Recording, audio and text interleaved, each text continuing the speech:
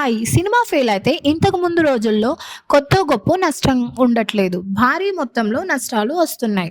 దాంతో ఖచ్చితంగా నిర్మాత ఆ నష్టాల్ని కంపెన్సేటింగ్ చేయవలసిన సిచ్యువేషన్ క్రియేట్ అవుతుంది. లేకపోతే డిస్ట్రిబ్యూటర్స్ నుంచి బయర్స్ నుంచి ఒత్తిడి ఎదురవుతుంది. ఇప్పుడు ఆ situation Vijay Deverakonda movie the family star చిత్రానికి ఎదురైందని తెలుస్తుంది. ఈ చిత్రం ఫస్ట్ వీకెండ్ పూర్తయినప్పటి నుంచి కలెక్షన్స్ పూర్తి స్థాయిలో డ్రాప్ అవుతూ వచ్చాయి. ఈ చిత్రాన్ని డిస్ట్రిబ్యూటర్స్ భారీ రేట్లు పెట్టి కొనుక్కున్నారు.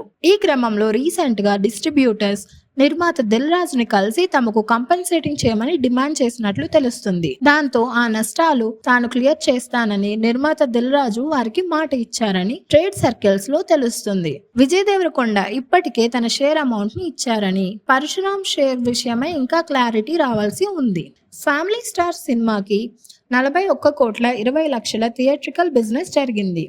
ఈ సినిమాకి బ్రేక్ ఈవెన్ కోసం 41,50,00,000 షేర్ రాబట్టాల్సి ఉంది. 10 రోజులు పూర్తయ్యేసరికి ఈ సినిమా 16,98,00,000 షేర్ను మాత్రమే రాబట్టింది.